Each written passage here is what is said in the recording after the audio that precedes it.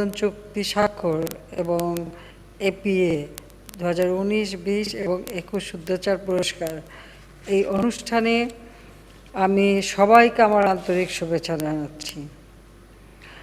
আমি গভীর শ্রদ্ধাভরে স্মরণ করছি সর্বকালের সর্বশ্রেষ্ঠ বাঙালি জাতির পিতা বঙ্গবন্ধু শেখ মুজিবুর রহমানকে, যার নেতৃত্বে আমরা স্বাধীনতা অর্জন করেছি, স্বাধীন জাতি হিসেবে আত্মমর্যাদা পেয়েছি, স্বীকৃতি পেয়েছি। আমি শ্রদ্ধা জানাই জাতীয় চারনেতার প্রতি, 30 লক্ষ শহীদের প্রতি, 2 লক্ষ মা বোনের প্রতি। শ্রদ্ধাভরে স্মরণ করি 1975 সালের 15ই আগস্ট বাংলাদেশের রাষ্ট্রপতি জাতির পিতা বঙ্গবন্ধু শেখ মুজিবুর রহমানকে হত্যা করেছে। শুধু তাকেই না, সাথে সাথে আমার মা বেগম ফজিলাতুন্নেছা, আমার ছোট 3 ভাই, ক্যাপ্টেন শেখ কামাল মুক্তিযোদ্ধা, লেফটেন্যান্ট শেখ জামাল মুক্তিযোদ্ধা, কামাল জামালের নবপরিণীত বধূ সুলতানা এবং রোজিকে, আমার ছোট্ট 10 বছরের ভাইটি, তাকেও নির্মমভাবে হত্যা করা হয়েছিল। আমার একমাত্র চাচা, আমার বাবার ভাই, ছোট ভাই শেখ আবু নাসের মুক্তিযোদ্ধা, তাকেও নির্মমভাবে হত্যা করে এবং একই সাথে আমাদের পরিবারের অন্যান্য বাড়িতে হানা দিয়ে পরিবারের অন্যান্য সদস্যদেরকেও হত্যা করে। আমার বাবার মেজ বোন, সেজ বোন, ছোট বোন, প্রতিটি বাড়িতেই ঘাতকের দল তাদের পরিবারের সদস্যদের নির্মমভাবে হত্যা করেছে। আমি আজকে দিনে তাদেরকেও স্মরণ করছি।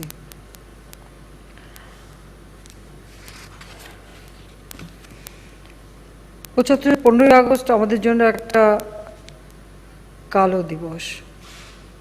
যে আশা আকাঙ্ক্ষা নিয়ে, যে আদর্শ নিয়ে জাতির পিতা বঙ্গবন্ধু শেখ মুজিবুর রহমান দেশ স্বাধীন করেছিলেন, বাংলার শোষিত, বঞ্চিত, নির্যাতিত, নিপীড়িত মানুষ, তাদের ভাগ্যে পরিবর্তন করা, তাদের জীবনের মৌলিক চাহিদাগুলি পূরণ করা, অর্থাৎ অন্ন, বস্ত্র, বাসস্থান, চিকিৎসা, শিক্ষার ব্যবস্থা করে প্রতিটি মানুষকে একটা উন্নত জীবন দেওয়া, এটাই ছিল তাঁর জীবনের একমাত্র লক্ষ্য।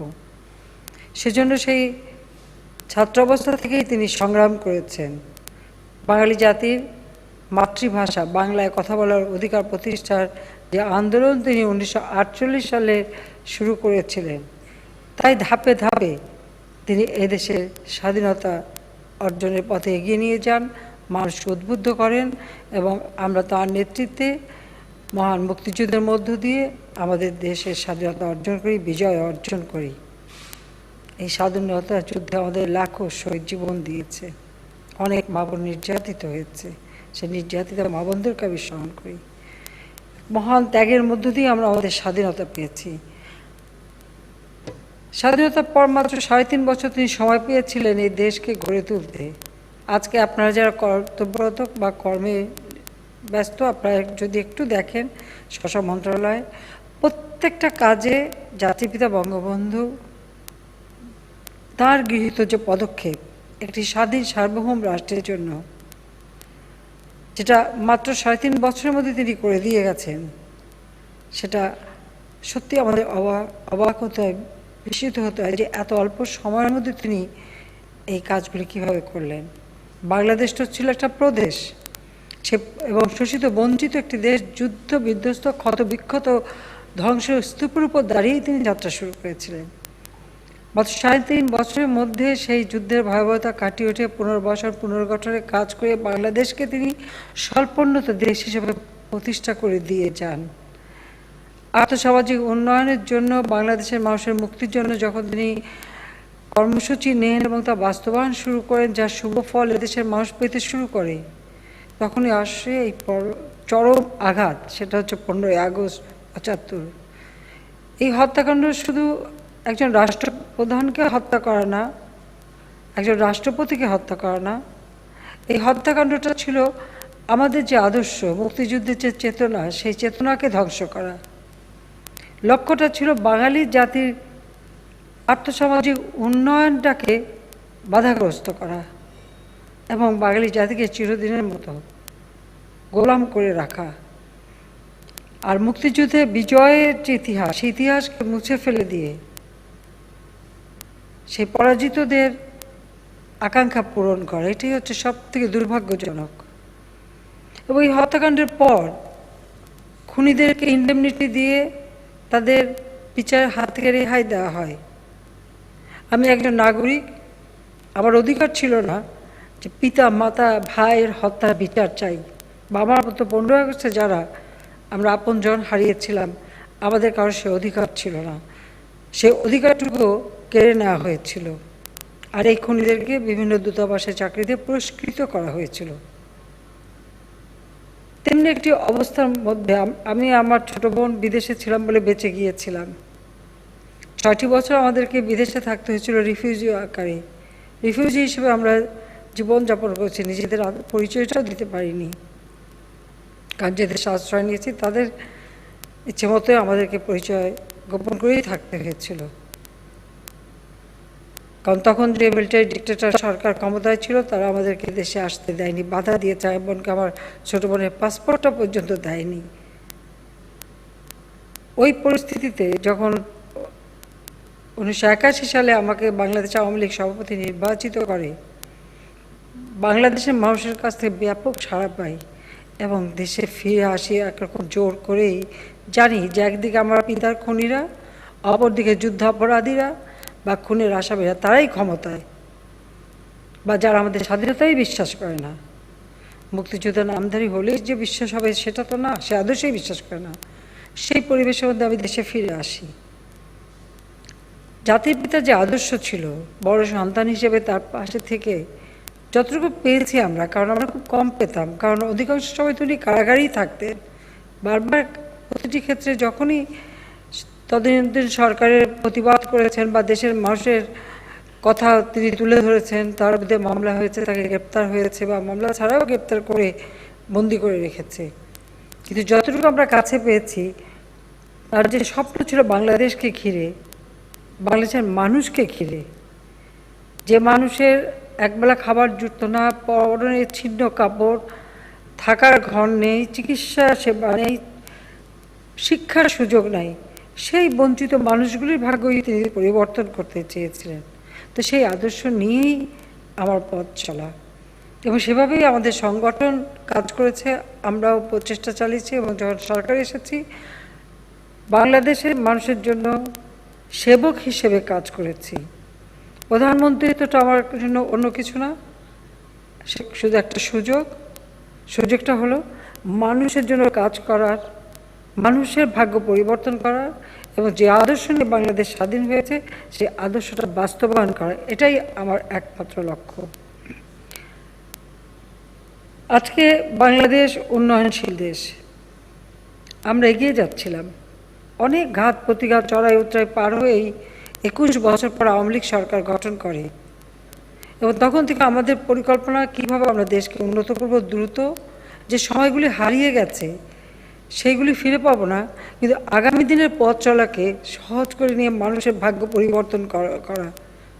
সেখানে অনেক বাধা এসেছে, বা একটা সময় আমরা আসতে পারলাম না ক্ষমতায়, 8 বছর পরে আবার আমরা সরকার গঠন করলাম, এবং তারপর থেকে আমরা এই ধারাবাহিকভাবে একটানা সরকারে আছি বলেই আমি মনে করি যে বাংলাদেশটাকে আমরা এগিয়ে নিয়ে যেতে সক্ষম হয়েছি।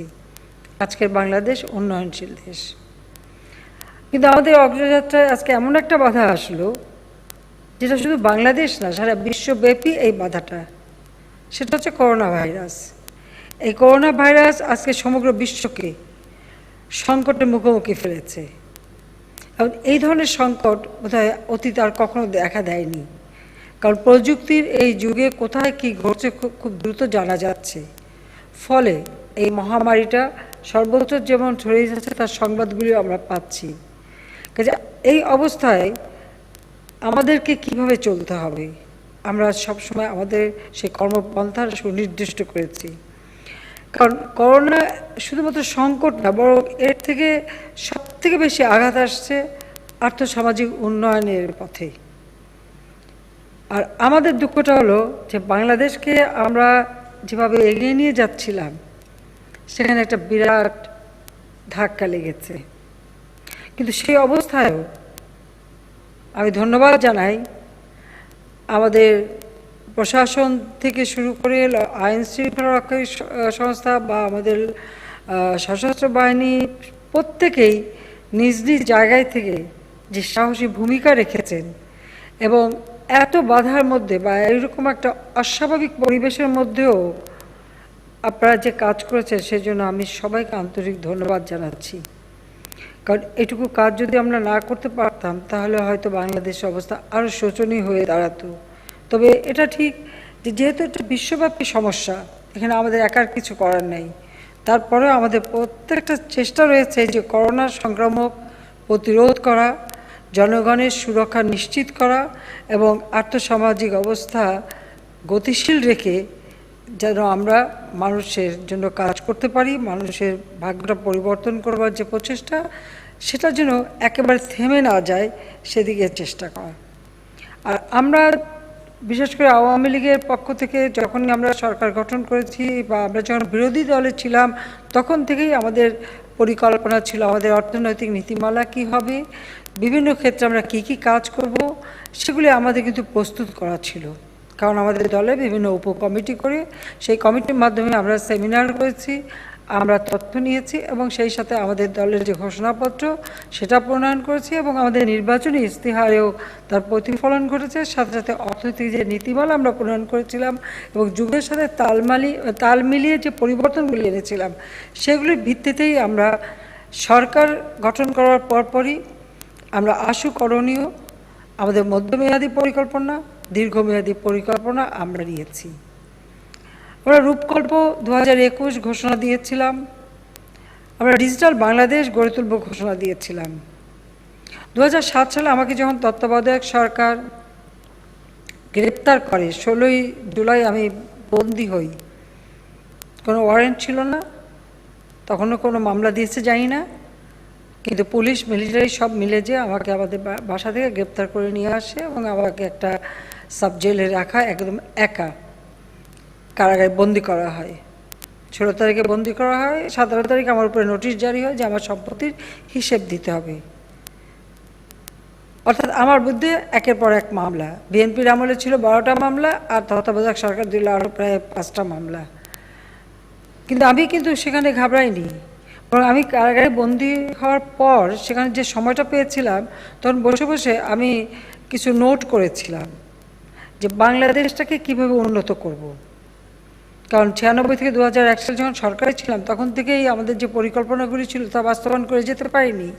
তাই এর পরবর্তীতে যখনই সরকারে আসব, স্বাস্থ্য ব্যবস্থা, স্যানিটেশন, সুপেয় পানির ব্যবস্থা বা রাস্তাঘাটে কী কী উন্নয়ন, কোথায় আমরা কী করব, মোটামুটিভাবে এর একটা খসড়া আমি তৈরি করতে শুরু করি, কিছু কিছু পয়েন্ট লিখে রাখি যে আমাদেরকে এই কাজগুলি করতে হবে যখনই আমরা সুযোগ পাবো। কিন্তু তখন এমন একটা ভয়াবহ পরিস্থিতি সৃষ্টি করা হয়েছিল যে জীবনে বোধহয় আর কোনোদিন আওয়ামী লীগের ক্ষমতা আসতে দেওয়া হবে না, কিন্তু আমার একটা আত্মবিশ্বাস ছিল আর জনগণের উপরে আমার বিশ্বাস ছিল। কাজে আমরা 2008-এর নির্বাচনে জয়ী হই, 2009-এ সরকার গঠন করি এবং তারপরেই আমরা আমাদের সমস্ত পরিকল্পনা, অর্থাৎ আশু পরিকল্পনা যে তাৎক্ষণিকভাবে তখন আমাদের কী করা অবস্থা, সেই সাথে সাথে মধ্যমেয়াদী পরিকল্পনা এবং দীর্ঘমেয়াদী পরিকল্পনা আমরা নিয়েছি। এবং তখনই এই নির্বাচনী ইস্তেহারেই আমরা ঘোষণা দিয়েছিলাম যে 2021 সালের মধ্যে বাংলাদেশকে আমরা মধ্যমেয়াদী দেশ অর্থাৎ একটা উন্নয়নশীল দেশ হিসেবে আমরা রূপান্তর করব। মধ্যমায়ের দেশ হিসেবে বাংলাদেশকে করবার লক্ষ্য নিয়েই আমরা পরিকল্পনা নিই এবং 2010 থেকে 20 আমরা প্রেক্ষিত পরিকল্পনা প্রণয়ন করি, পঞ্চবার্ষিকী পরিকল্পনা আমরা গ্রহণ করি এবং তা বাস্তবায়ন করি এবং মানুষের সমস্যাগুলি কি, সমাধানের পথটাকে সেটা খোঁজার চেষ্টা করি এবং সেইভাবেই আমাদের পদক্ষেপটা নেই। এবং সবচেয়ে বড় কথা যে আমরা একেবারে গ্রাম পর্যায়ে, তৃণমূল পর্যায় থেকেই মানুষের যে আর্থসামাজিক উন্নতি করতে হবে তার উপর বেশি আমরা গুরুত্ব দেই। করোনাকালীন সময়ে আমাদের যেটা লক্ষ্য সেটা ছিল যে আমরা সাধারণ মানুষ যেন কোনো মতে কষ্ট না পায়, তাদের খাদ্যের চাহিদা পূরণ করা, চিকিৎসার ব্যবস্থা করা এবং তাদেরকে করোনা থেকে যেমন মুক্তি দেওয়া, আবার তাদের আর্থিকভাবে যেন তাদেরকে সহযোগিতা করা।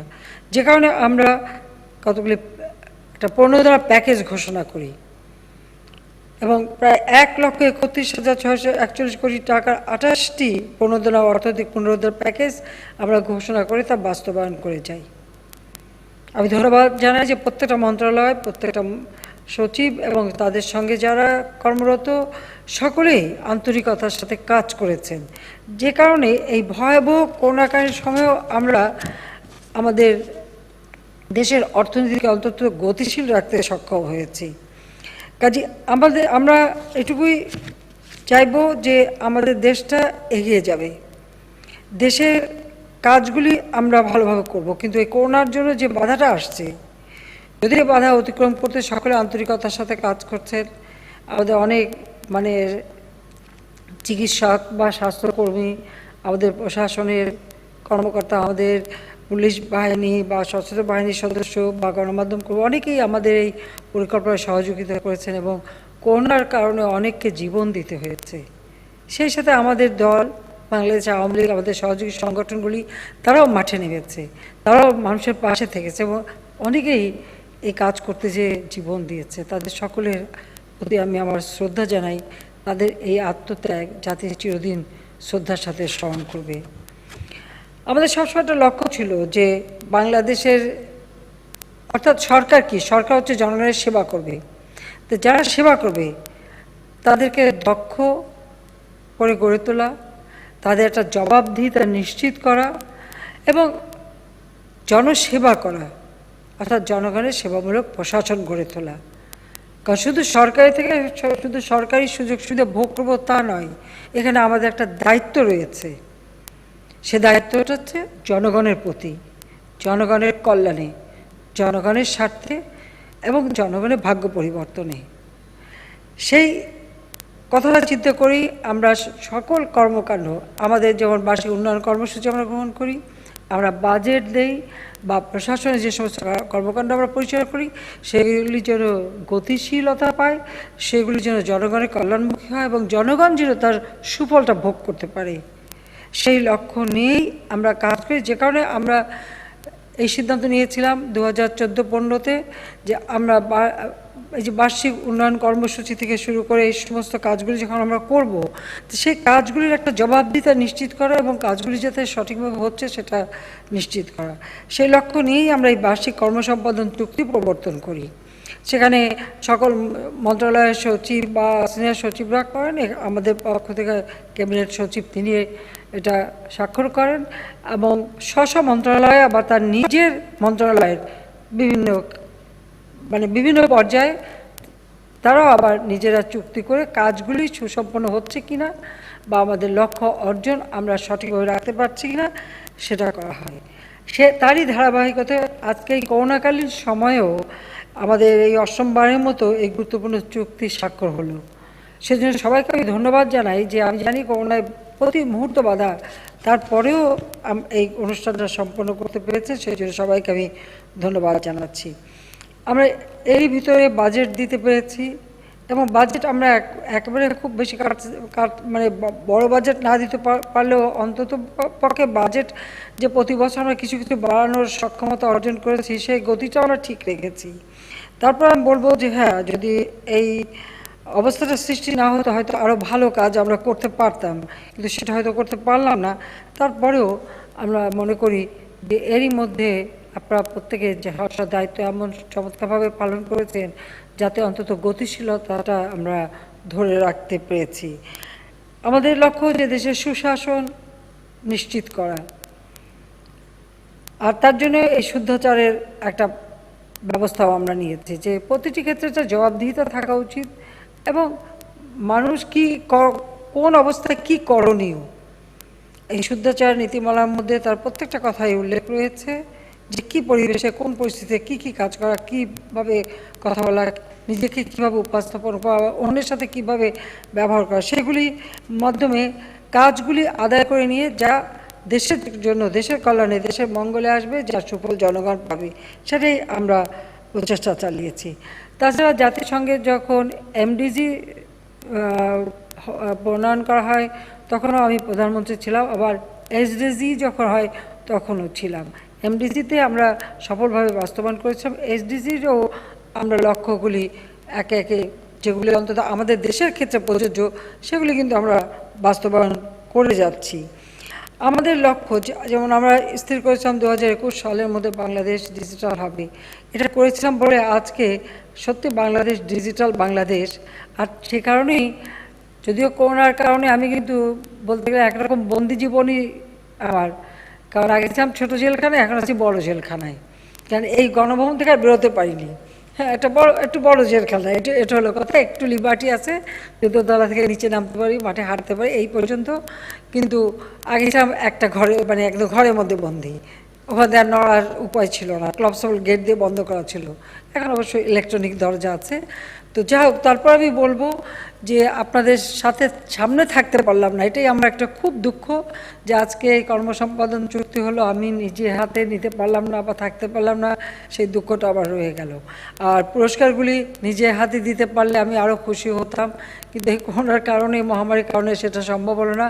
তো আন্তরিক ধন্যবাদ জানাই আমাদের মুক্তিযোদ্ধা মন্ত্রী, তিনি আমাদের মধ্যে সব থেকে মানে সিনিয়র, কাজে তিনি সেটা কাজটা করে দিয়েছেন, সেজন্য তাকে আমি ধন্যবাদ জানাচ্ছি। আর সেই সাথে আমাদের ক্যাবিনেট সচিব এবং সবাইকে ধন্যবাদ জানাই, আমাদের জনপ্রশাসন প্রতিমন্ত্রীকেও ধন্যবাদ জানাই যে অন্তত আপনারা উপস্থিত থেকেছেন। শুধু আমার দুঃখটাই থেকে গেল যে আমি নিজে উপস্থিত থাকতে পারলাম না, এটাই আমার দুঃখ। তো আমি একটু আশা করি যে বাংলাদেশকে আমরা এগিয়ে নিয়ে যেতে পারবো, কারণ যেভাবে কাজগুলি হচ্ছে প্রত্যেকটা মন্ত্রণালয় তাদের নিজেদের ভিতরে একটা যেমন উৎসাহ উদ্দীপনা আছে। এবং সবথেকে যেটা ভালো লাগে যে আমি যে জিনিসটা এখন লক্ষ্য করি সেটা হলো প্রত্যেকটা সরকারি অফিসারদের ভিতরে আগে যেমন মানে সরকারি মাল দরিয়ামে ঢালাটা ভাব ছিল, সেটা নেই। আজকে প্রত্যেকে কিন্তু নিজে নিজে কাজটাকে নিজের বলে গ্রহণ করছেন, এবং আপনার দায়িত্বটা আপনি নিজে গ্রহণ করছেন এবং সেটা আপনি বাস্তবায়ন করবার জন্য আন্তরিকভাবে চেষ্টা চালাচ্ছেন। আসলে এটাই হচ্ছে সবথেকে বড় কাজ আমি মনে করি, যে একজন যিনি দায়িত্ব নেবেন এবং জাতির পিতার যে নির্দেশনাগুলি আপনারা যদি একবার দেখেন তাহলে দেখবেন যে তিনি কিন্তু প্রত্যেকটা জিনিস বলে গেছেন যে আপনাদের দায়িত্ব জনগণের সেবা করা। কারণ আমার দেশের কৃষক মাথার ঘাম পায়ে ফেলে ফসল উৎপাদন করে, সেই ফসল খেয়েই তো আমাদের জীবন বাঁচে। আমার দেশের শ্রমিক তার শ্রম দিয়ে, ঘাম দিয়ে যে উৎপাদন করে, সেটাই তো আমাদের আর্থিক সঙ্গতি। আমার দেশের সাধারণ মানুষ, যে খেটে খাওয়া মানুষ, তাদের অবদানটা আমরা ছোট করে দেখতে পাই না, কোনো কাজই ছোট না। তাদের কল্যাণে কাজ করা, তাদের জীবনমান উন্নত করা, আধুনিক প্রযুক্তি শিক্ষা দেওয়া, যান্ত্রিকীকরণ করা কৃষিকে, বা শ্রমের মূল্য দেওয়া, এটা তো আমাদের দায়িত্ব। এবং তাদেরকে সেইভাবে সম্মান দেওয়া এবং তাদের জন্য কাজ করা, সেটাই তো বড় শিক্ষা এবং সেটাই তো বড় দায়িত্ব।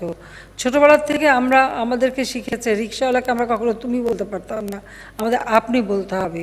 বাড়ির ড্রাইভারকে ড্রাইভার সাহেব বলে ডাকতে হবে। কাজের লোকরে কখনো আমরা চাকর বাকর এই শব্দ আমরা উচ্চারণ করতে পারতাম না, এটা নিষিদ্ধ ছিল। বয়স্ক হলে তাদের আপনি বলে এবং তাদের একটা আত্মীয়তা সম্মানজনক সম্বোধন আমাদের করতে হতো।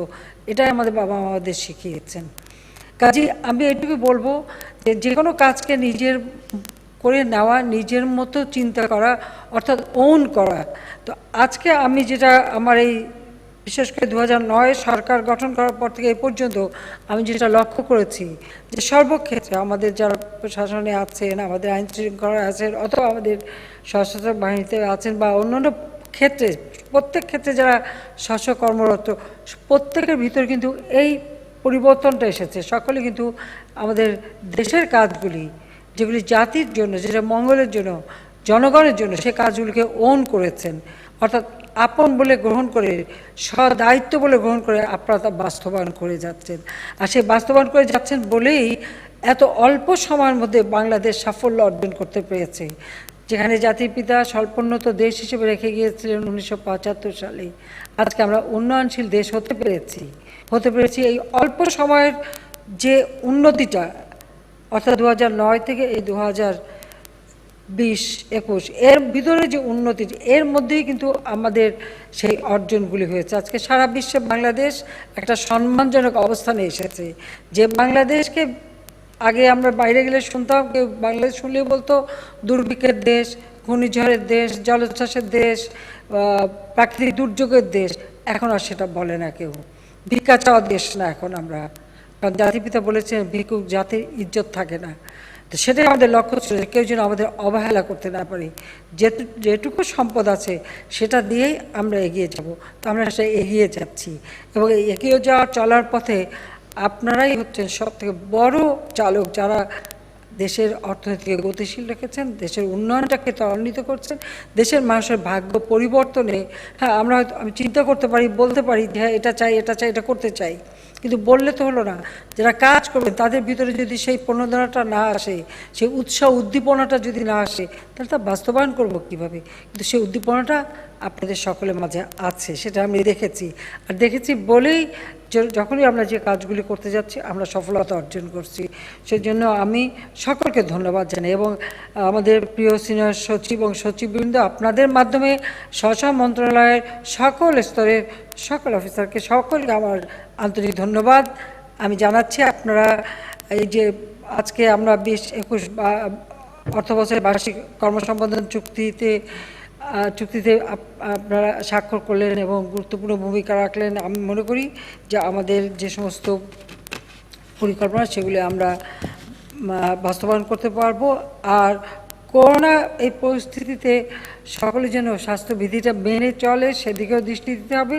তাছাড়া আমরা আমাদের ভ্যাকসিন দেওয়া শুরু করে দিয়েছি, ভ্যাকসিন আসছে, এবং আমাদের দেশের প্রত্যেকটা যাদের এই ভ্যাকসিনটা গ্রহণ করার তাদের সকলে যেন এটা নিতে পারে, তার জন্য যত দরকার আমরা তা ক্রয় করব এবং আমরা সেই ভ্যাকসিনটা দেব, যেন আমার কোনো মানুষ যেন ভ্যাকসিন থেকে বাদ না থাকে, সেভাবেই কিন্তু আমরা পদক্ষেপ নিয়েছি। এবং আমরা চাচ্ছি যে আমাদের দেশের মানুষ যেন কোনো রকম ক্ষতিগ্রস্ত না হয়। তো আমি জানি যে আমাদের মানুষগুলো একটু সব গ্রামের বাড়ি ছুটতে পছন্দ করে, মাস্ক পরতে চায় না, কিন্তু যারা যেখানে দায়িত্বরত আছেন আপনারা একটু চেষ্টা করবেন মানুষকে বোঝাতে, এবং তারা যেন এই মাস্কটা পরে আর যেন সাবধানে থাকে। সেই জন্য আমি মন্ত্রিপরিষদ বিভাগ বার্ষিক কর্মসম্পাদন চুক্তির মাধ্যমে সরকারি প্রতিষ্ঠানের কার্যসময় বাস্তবায়ন, পরিবীক্ষণ এবং মূল্যায়ন করে থাকে। এর ধারাবাহিকতায় 2019-20 অর্থবছরের বার্ষিক কর্মসম্পাদন চুক্তি বাস্তবায়নের সাফল্যের স্বীকৃতিস্বরূপ সম্মাননাপ্রাপ্ত 10টি মন্ত্রণালয় এবং বিভাগকে আমার আন্তরিক অভিনন্দন জানাচ্ছি। আমি আশা করি আগামীতে আরও মন্ত্রণালয় সাফল্য অর্জন করবে। আমি অভিনন্দন জানাই সার্বিক মূল্যায়নে প্রথম স্থান অর্জনকারী তথ্য যোগাযোগ প্রযুক্তি বিভাগকে, এবং আমি আশা করি মন্ত্রণালয় বিভাগসমূহ বার্ষিক কর্মসম্পাদন চুক্তি বাস্তবায়নে ভবিষ্যতে অধিকতর কার্যকর ভূমিকা পালন করবে। সোনার বাংলা বিনির্মাণে শুদ্ধাচার চর্চা ও দুর্নীতি প্রতিরোধের মাধ্যমে রাষ্ট্র সমাজে সুশাসন প্রতিষ্ঠার লক্ষ্যে আমাদের সরকার 2012 সালে জাতীয় শুদ্ধাচার কৌশল প্রণয়ন করেছিল। মন্ত্রিপরিষদ বিভাগের তত্ত্বাবধানে 2015 সাল হতে শুদ্ধাচার কৌশল কর্মপরিকল্পনা বাস্তবায়ন অগ্রগতি মূল্যায়ন করা হচ্ছে। শুদ্ধাচার চর্চায় উৎসাহিত করার লক্ষ্যে রাষ্ট্রের বিভিন্ন পর্যায়ে শুদ্ধাচার চর্চাকারী কর্মচারীদের 2017 সাল হতে শুদ্ধাচার পুরস্কার প্রদান করা হচ্ছে। 2019-20 বার্ষিক অর্থ বছরে প্রাতিষ্ঠানিক পর্যায়ে জাতীয় শুদ্ধাচার কৌশল কর্মপরিকল্পনা বাস্তবায়নে প্রথম স্থান অর্জন করায় বেসামরিক বিমান পরিবহন ও পর্যটন মন্ত্রণালয়কে আমি আন্তরিক ধন্যবাদ জানাই। আর 2020-21 অর্থ বছরে ব্যক্তি পর্যায়ে শুদ্ধাচার পুরস্কারের জন্য নির্বাচিত অর্থ বিভাগের সিনিয়র সচিব জনাব আব্দুর রব তালুকদারকে আমার আন্তরিক অভিনন্দন জানাচ্ছি। এখানে একটু মজার কথা বলে রাখি, কারণ আমার রাষ্ট্র পরিচালনায় আমি 96 থেকে 2001 পর্যন্ত সরকারে ছিলাম, তারপর 2009 থেকে এ পর্যন্ত এসেছি। আমি অনেক অর্থ সচিব দেখেছি, বেশিরভাগ অর্থ সচিব একটু কৃপণ হয়, টাকার কথা বললেই তারা শুধু সমস্যা দেখায়। কিন্তু একটা পরিবর্তন আমি দেখছি আমাদের বর্তমান অর্থ সচিব জনাব আব্দুর রব তালুকদারকে, যে উদার হস্তে টাকা খরচ করতে পারে, সেজন্য তাকে বিশেষভাবে ধন্যবাদ। আর এই মানসিকতাটা আছে বলেই বোধহয় আমরা এই প্রণোদনা প্যাকেজ থেকে শুরু করে যখন যেটা বলেছি মানুষের জন্য এটা করতে হবে, কখনো কোনো ব্যাপারে আমি বলবো যে কখনো না করেনি বা কোনো সমস্যা দেখায়নি, দেখাতে যায়নি। কারণ এর আগে আমি অনেককে দেখেছি যে বিশেষ করে 96 সালে একটু বেশি হতো, যে একটা কিছু বললেই সেখানে একটা নেগেটিভ কথা শুনতে হতো, কিন্তু সে ধরনের কথা শুনতে আমি রাজি না। আমার কথা হচ্ছে যে আমরা পারবো না কেন, আমরা পারবো। সব সেটাই মাথায় রাখতে হবে, এই আত্মবিশ্বাস থাকতে হবে, আত্মমর্যাদা বোধ থাকতে হবে, আমরা পারবো। তো আমি এটাই দেখেছি যে আমাদের বর্তমান অর্থ সচিব রব সাহেব এ ব্যাপারে সাংঘাতিক মানে আন্তরিক, বিশেষ করে জনগণের কল্যাণে আর জনগণের সাথে, সেই জন্য আমার বিশেষভাবে ধন্যবাদ তার প্রতি, আমি অভিনন্দন জানাই। সুধীমণ্ডলী, একটু লম্বা বক্তৃতা দিয়ে ফেললাম। জাতির পিতা এই দেশ স্বাধীন করেছিলেন, সারাটা জীবন তিনি সংগ্রাম করেছেন এবং সেগুলো আপনারা এখন জানতে পারেন। তার লেখা অসমাপ্ত আত্মজীবনী, কারাগারের রোজনামচা বা আমার দেখা নয়াচিন, আর সবথেকে বড় কথা, তার বিরুদ্ধে পাকিস্তান সরকার, গোয়েন্দা সংস্থা তার বিরুদ্ধে যে সমস্ত রিপোর্ট করেছিল বা তার বিরুদ্ধে যে সমস্ত অপপ্রচার চালাতো বা যা কিছু করত, আমি সকল তথ্যগুলি সংগ্রহ করেছিলাম প্রথমবার যখন সরকারে আসি। এরপর এটার উপরে 20 বছর কাজ করি, আমার বান্ধবী ছিল দুজন মিলে, আমরা এখন সেটা প্রচার করছি। পৃথিবীর ইতিহাসে বোধহয় প্রথম কোনো নেতার বিরুদ্ধে গোয়েন্দা রিপোর্ট প্রকাশ হয়েছে। আপনারা যদি, যে এখন 7টা খণ্ড বের হয়েছে, আর কয়েকটা এই করোনার জন্য কিছুটা থমকে গেছে, এখানে যারা কর্তব্যরত একজন মারাও গেছেন, আমি তার আত্মার মাগফিরাত কামনা করি, তারা খুব কষ্ট করেছেন। তো এই বইগুলির ভিতর থেকে, এই রিপোর্টগুলির ভিতর থেকে কিন্তু আপনারা অনেক অজানা তথ্য জানতে পারবেন, যে কীভাবে জাতির পিতা বঙ্গবন্ধু শেখ মুজিবুর রহমান সারাটা জীবন সংগ্রাম করেছেন, কিভাবে একটার পর একটা তিনি দেশের সমস্যার কথা তুলে ধরেছেন, মানুষকে সচেতন করেছেন, মানুষের পাশে দাঁড়িয়েছেন। এই তার বিরুদ্ধে রিপোর্ট থেকেই কিন্তু ইতিহাসের একটা বিরাট তথ্য ভাণ্ডার সৃষ্টি হয়েছে। কাজে আমি বলবো যে আপনারা সেটা দেখবেন, পড়বেন, তাহলে অনেক কিছু জানতে পারবেন। কারণ আমরা আজকে স্বাধীন দেশ, এই স্বাধীনতার পেছনে অনেক ত্যাগ রয়েছে। যাক, আমরা এটুকু বলবো যে এই দেশকে আমাদের এগিয়ে নিয়ে যেতে হবে। ইতিমধ্যে আমরা 2041 সালের বাংলাদেশ কেমন হবে সেই প্রেক্ষিত পরিকল্পনা 2021 থেকে 41 আমরা প্রণয়ন করেছি, আর 2100 সাল আমরা ডেল্টা প্ল্যান করেছি, অর্থাৎ প্রজন্মের পর প্রজন্ম যেন সুন্দর জীবন পায়, এই বদ্বীপটা যেন বাসোপযোগী হয়, উন্নত হয়, সমৃদ্ধশালী হয়, জাতির পিতার স্বপ্নের ক্ষুধামুক্ত দারিদ্র্যমুক্ত সোনার বাংলা হিসেবে গড়ে ওঠে, সেই লক্ষ্য নিয়েই এই কাজগুলো আমরা করে দিয়ে গেলাম। তো আপনারা সবাই ভালো থাকেন।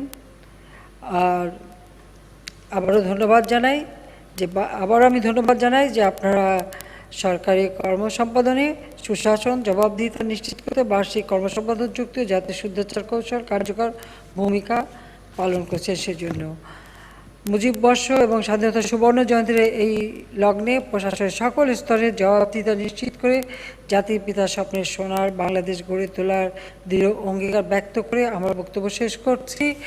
ধৈর্য ধরে বক্তব্য শোনার জন্য ধন্যবাদ জানাচ্ছি। খোদা হাফেজ। জয় বাংলা, জয় বঙ্গবন্ধু, বাংলাদেশ চিরজীবী হোক।